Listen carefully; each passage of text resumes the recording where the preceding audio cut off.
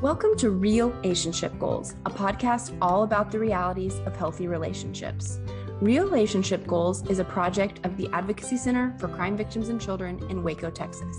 If you or someone you know has experienced sexual violence or harassment and is seeking support, services, or needs more information, links to resources and our hotline number can be found in the description. The views expressed in this podcast are those of the hosts and guests and do not necessarily reflect those of their organizations or affiliates.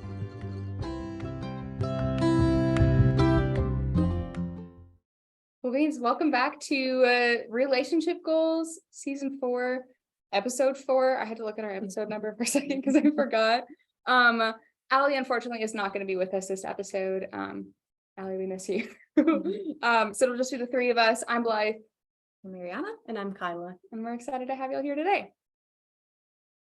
So, William Shakespeare. So for our story today, is going to be pretty brief. It is basically the story of Romeo and Juliet, right, which is one of Shakespeare's plays. And the backstory to Romeo and Juliet, which I feel like I should have known, but I didn't know until I actually had to read it in high school. Shout out Mr. Tennant in high school English. Oh, that wasn't right. I'm sorry, Mr. Tennant. It was somebody else. I don't remember. Anyways, high school English. So the backstory to Romeo and Juliet is that there are two feuding families, the Capulets and the Montagues. And basically the story goes that generations and generations and generations ago, somebody did something else to the other person, but nobody can agree who started it, basically. But then they got angry, and then that just like anger and frustration, that grudge has perpetuated and perpetuated and perpetuated. And so the biggest deal with Romeo and Juliet is that they're from opposite families, but they fall in love. And then we know that their story ends tragically, but I so wonder if their story would have ended so tragically if their families had resolved the like long-standing grudge that they had held, that nobody even remembered why there was any bitterness or resentment or anything in the first place. So go read or watch Romeo and Juliet. Pre-recommendation plug. So true. So welcome back, Season 4, guys. We're talking about uncomfortable feelings that pop up in relationships, things that you may experience over the course of being in relationship with someone. This week we're talking about grudges, and just the Oxford Language Dictionary defines a grudge as a persistent feeling of ill will or resentment resulting from a past insult or an injury. And grudges have the ability to manifest. I'm just going to kick Blythe real quick. Grudge. She's going to hold a grudge for that. I will. But grudges are something that result from like a past injury or a hurt in our relationships. And it manifests whenever we don't take the time to fully resolve those feelings. And that just kind of leaves us carrying that hurt forward and allowing resentment just to kind of continue brooding in our relationships. So Blythe, Ariana, what are we thinking? Yeah, I think, that's a key to, part of what a grudge is that, it's kind of like you've almost like wanted to move on without fully like acknowledging the thing that happened. Like I know sometimes in my relationship with my husband, Luke, like he'll like do something simple, or like I'll do something. I guess I can't say how he feels because I'm not him, but like he'll do something and then I'll just say, because I'm also very conflict averse, I'll just like, like it's fine, it doesn't really bug me, but then I just keep thinking about it and thinking about it and thinking about it. And that feeling only goes away when I stop and say, hey, I want to circle back to that thing. It did make me feel X, Y, and Z. And maybe, like, I know you did not mean to, but like, I have to share that made me feel that way, or else it's just going to fester inside. So I feel like, a grudge is like that festering feeling, or it's like the shirt tag that like itchy, scratchy. That like won't come off. And so like, you have to clip off the tag. You can't just like, say like, I'm just going, because it like, deal with it. So that, a huge piece to what a grudge is just not allowing yourself the time to really like acknowledge something that happened or like process it. It's almost like trying to move past something like too quickly. Like almost sweeping it under the rug. I hadn't thought about that. That's good. I always think about it kind of like a bottle or a can, I guess, of soda. I think more specifically of a bottle, because like you shake a bottle and the bottle kind of like expands a little bit as like you're just building this pressure, and you shake it again and like you let it sit for a little bit, but like it's still It's all there. And then you pick it up and you shake it again, and you set it back down, and then you pick it up and you shake it again. And eventually, like whenever you open it, finally, you're like, maybe you're finally like, okay, like I'm finally gonna say something, and then you just explode everywhere, because like pretty much all those times of just shaking and set the bottle down, in those moments the pressure's still building in that bottle. And a lot of times that can be, at least in my own life, and I'm working on it, but like passive aggressive tendencies of just kind of like, no, it's fine. I said it's fine. And thankfully I have a gracious partner who encourages communication in moments of frustration, so that helps. But yeah, that makes me think of like how grudges like aren't helpful to us, but they're also like not helpful to like the people that we're in relationships with, like our friends or siblings or our partners. Like the more that we keep a grudge without like acknowledging it, or like acknowledging the thing that happened, like they can tell something is going on, can't really pinpoint it, but they can tell like, oh, there's something bothering this person, but they're not really ready to open up and talk to me about it. But just to point on that, it's like when we are holding grudges and we are being passive aggressive to people that we're in relationships with, they can't read our minds. So it's very, very important to just like give yourself time to process those feelings, but also be willing to be brave enough to communicate what's going on inside, so you don't be the bottle and just shake up and explode. What do you think are either ways to like avoid the grudge in the first place, or which is maybe more likely, like upon realizing like I'm letting this thought, what was the word we used earlier, this ill will, the resentment like carry forward, like how do we what are like ways that we could respond to that, either avoiding the grudge in the first place, or processing it and acknowledging it once we recognize that that's kind of still with us? Like what do we do that's like healthy or maybe good? I think first to just recognize that it hurt, and also just identifying what needs healing, and also just like understanding your own thoughts of why you are holding that grudge against that person, and just like looking at the whole entire picture of what happened within that situation first. Also another great component, journaling. I do that myself when I find myself in those type of situations where I'm holding a grudge against someone. It just helps you like get your thoughts out, even though you can't like physically communicate with that person that you're in a relationship with at that time, at that moment. It's a better way, because you're getting what you need to be said out, instead of like when you approach that person, it coming out in an ill manner. So that's one way I think of it. For me, especially whenever I'm feeling frustrated, as I've mentioned before, I am a very anti-conflict, people-pleasing oriented person, so it can be difficult to express like negative emotions, especially like with somebody that I'm close to. So I end up with a lot of like really physical negative energy, and it feels kind of like you're a live wire, and you're just like, I need to release this somehow. So I wrote down a list of like ideas of physical outlets for that negative energy. So like going for a walk / run. Sometimes I'll just randomly burst into a sprint if I am thinking too hard. Biking, like there's rage rooms in different cities and things like that. Waco just so happens to have a rage room that I'm remarkably interested in. Kickboxing is also something I would like to pursue in the future. And then just the classic screaming into a pillow. I don't engage with that very often or normally, because it freaks Salem out, my cat. So I don't really do that one, but I mean, it's in every movie, so it's got to do something. I think adding the myriad of ways that we can respond to grudges, especially the ones that don't involve talking to another person, because sometimes we can't, like maybe that person has like moved away or something like that, or we don't have their phone number, or maybe they have like passed away, or you just don't talk with them anymore. That there are still ways that you can process through like a grudge that you might hold without if you don't have the opportunity to like talk with them in person over the phone or something like that.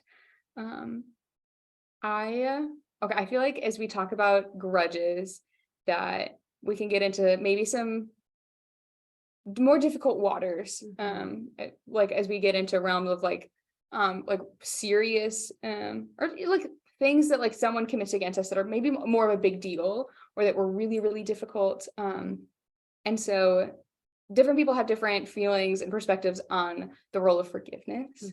And so like I want to acknowledge that like different people from different worldviews and backgrounds are all going to have a very different perspective of like what is the role of forgiveness in grudges, in acknowledging our resentment. And so yes, to say that we are not experts, our opinion isn't the sole opinion, but yeah, how do y'all navigate what the role of forgiveness may be in feeling a grudge?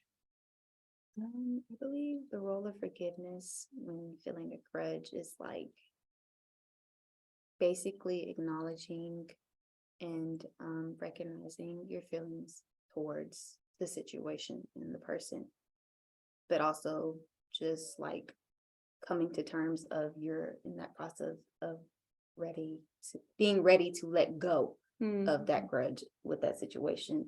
And like it's very essential, like forgiveness is basically for you and not necessarily for the other person, because when you are ready to forgive, it kind of just like releases that tension and helps you decompress so you don't feel as stressed about the situation anymore.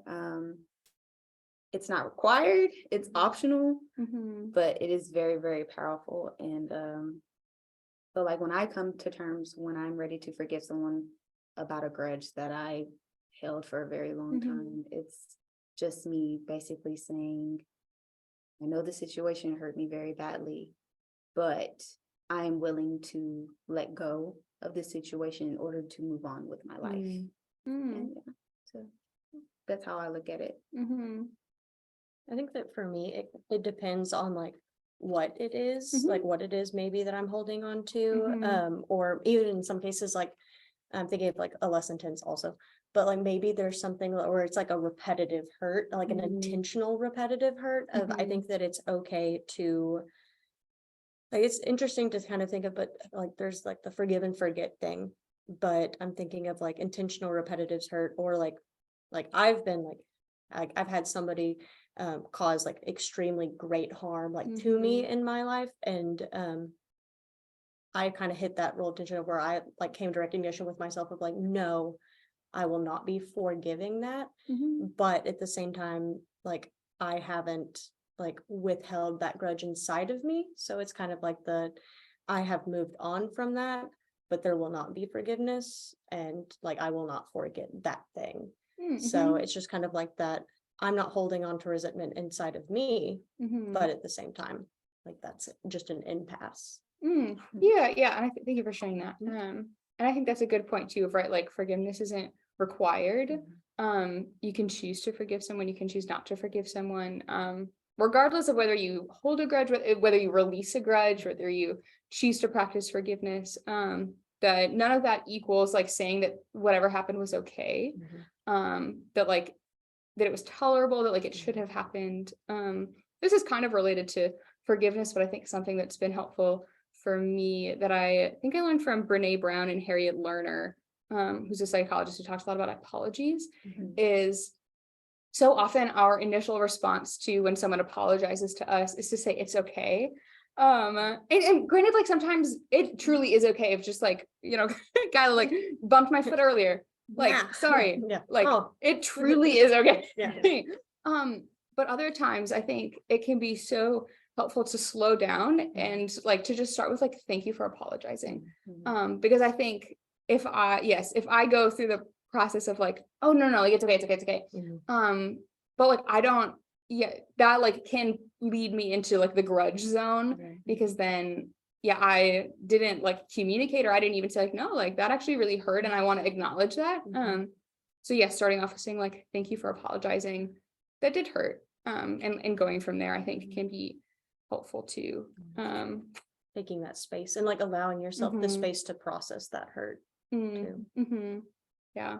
What do you think the maybe differences or like the balance is between holding a grudge holding a grudge / maybe releasing a grudge, and like establishing boundaries, like following a hurt, a betrayal, maybe like, what does the difference between those two look like, or what is the role of boundaries? Plug the boundaries episode from season 3. Yeah. I think that grudges are more of like, maybe this isn't worded correctly, but I'm just gonna shoot for it anyways. Like grudges are more of like a retaliation, like it's born out of like anger and betrayal, whereas boundaries are something that you come to like as a part of like processing that hurt. Of it's just like you're like, whenever you are experiencing like you're holding a grudge, it's because you're experiencing anger towards a person, whereas a boundary is acknowledging, like you're focusing on feelings directed at them rather than feelings within yourself. So it's kind of like a boundary of saying like, oh, this hurt me in this way, I have learned this from this experience, so I'll set this up. And it's not like it's not a retaliation method of, I'm not establishing a boundary to hurt you. I'm establishing a boundary because I've learned that that's necessary for keeping myself safe. Yeah, that's good.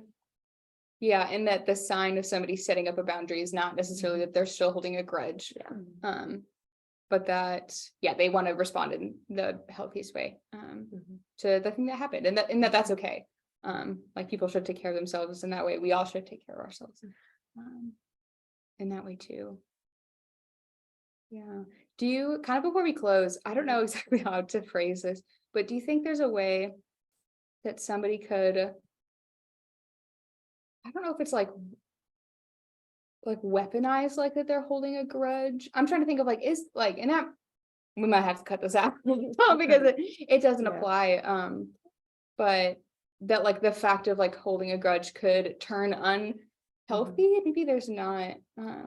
It's funny that you asked that, Blythe, because the Mayo Clinic actually, whenever I was doing research for this episode, listed negative impacts of grudges in our lives.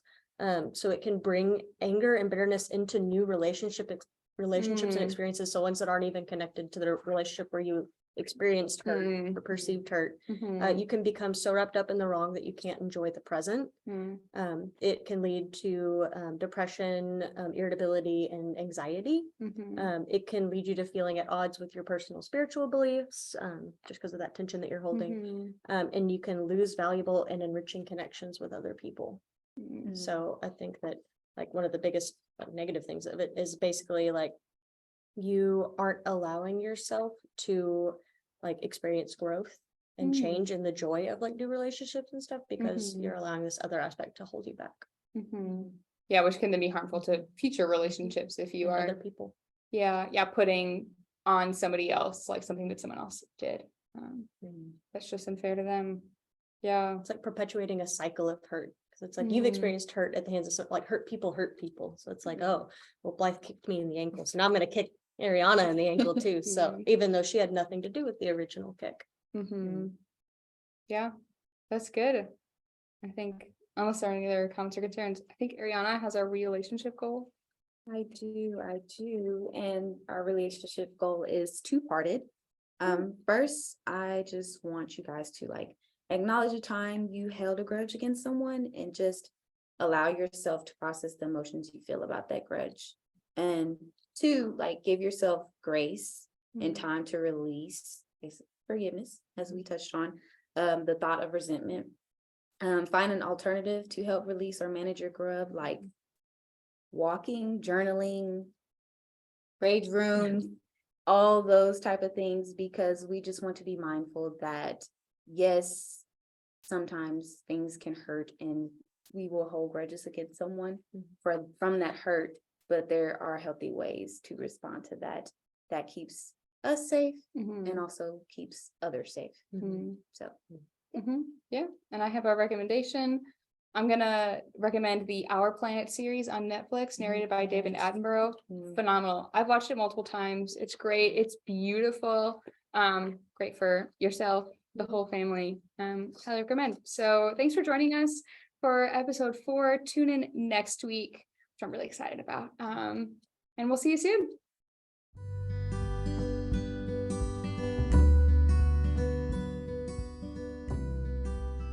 Thanks so much for tuning in to Real-ationship Goals. This episode was produced by the Prevention and Education Department of the Advocacy Center for Crime Victims and Children in Waco, Texas.